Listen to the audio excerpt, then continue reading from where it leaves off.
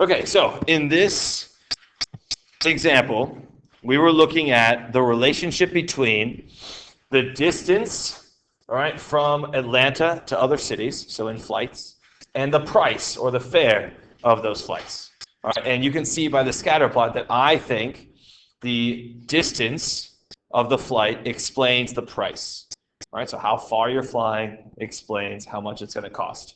All right, so that's the scatter plot here. So to describe the association for thinking direction, form, and strength, it is positive, linear, and now I think this one is not as strong as the last one. Remember the Corollas? I think this one is more like a moderate strength because it's a little bit more scattered.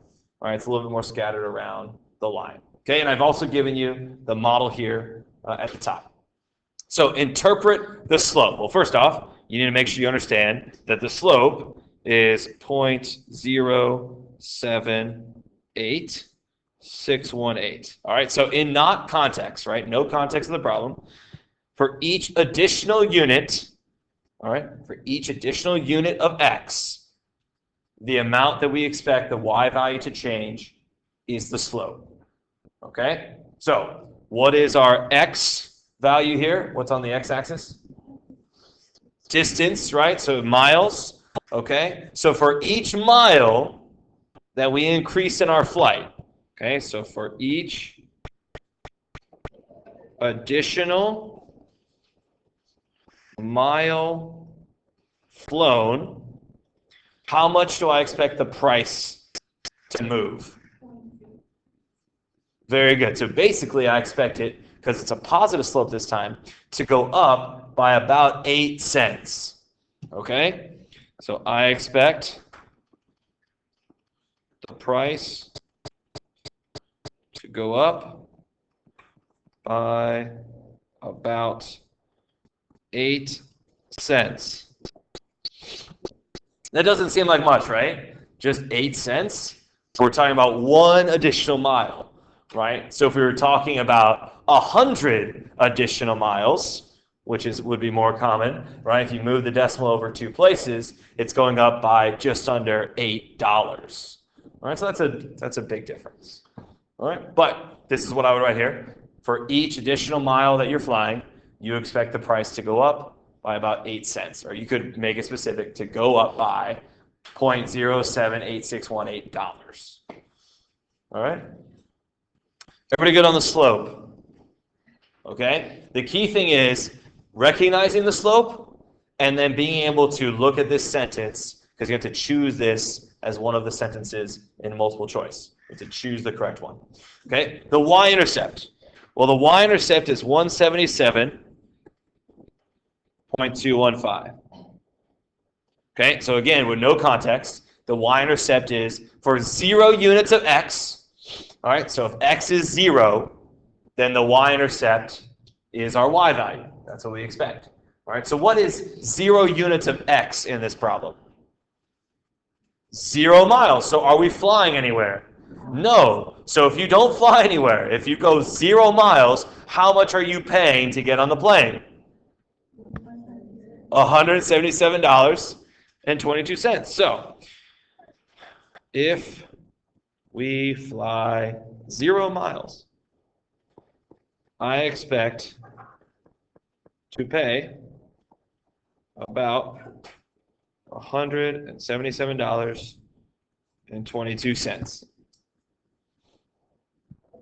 Now, some of you might be thinking as you write this, what is happening here? Why am I paying just under $200 to fly nowhere? Well, guys, this is not a part of the SAT, but let's just think about it. Why do you think you're paying all that much money to go nowhere? What is that? What's this $177? Taxes, okay, taxes. What is it? Wasting your time. Oh, that's not what it is. You see, you might think it's wasting time, but it's not. There's a reason this number is what it is. Somebody said it? Right? You're paying for your luggage fees? Right? Because a lot of people are like, oh, Southwest, your bags fly free. No, they just put it in the ticket price. What is it? Now, all the same price ticket, Jonathan. The government, I mean, there are government fees involved, right, of course. There's no special services happening. What? Yes, they gotta pay people to clean the plane. Yes, they pay people to clean the plane. Who else do they pay? They pay for fuel. They pay the pilots. Who else do they pay? Isn't this all taxes? No, this is all including this money here. This is not the taxes that you're paying for people's salary. The flight attendants, thank you. You guys, if you ever fly and you get a meal, right? The snacks, the drinks, they're like, oh, it's free. No, it's not. You pay for it. Right? That's why you should always ask for as many bags of pretzels, all right, as many Sprites as you can. All right? That's not free. You paying for it. Now you know. Now you know. Whenever the woman or the man comes by with all the food, and they're like, oh, would you like one? Like, yes, I'll take 7, please. I got kids. I just pointed my kids. I'm going to eat them all. I pointed my kids. Okay? Yes! I'm paying for it. Exactly, for the tiny little bag. That's right. That's right, Jonathan. You gotta the kids being next to you is helpful. Right? If there are no kids next to you, it's a little different, right?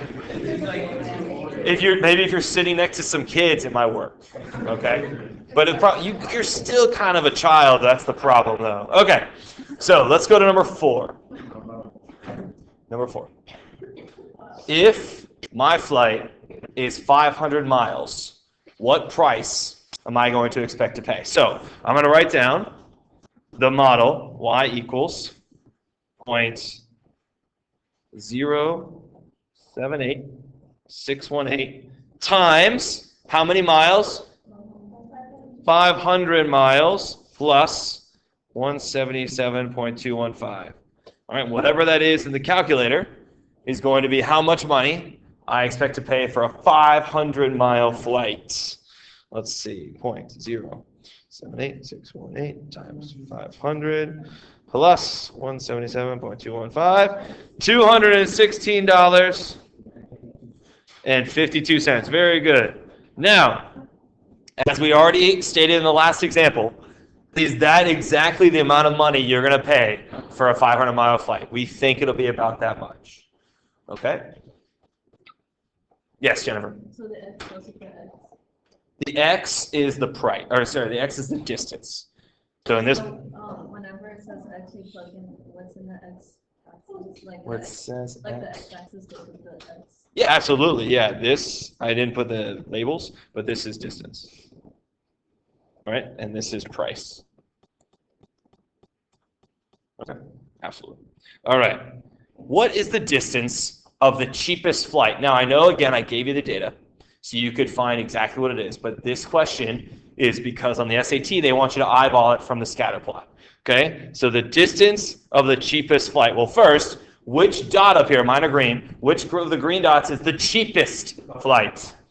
This one right here. So I'm looking at this one here, right? That's the cheapest in the price.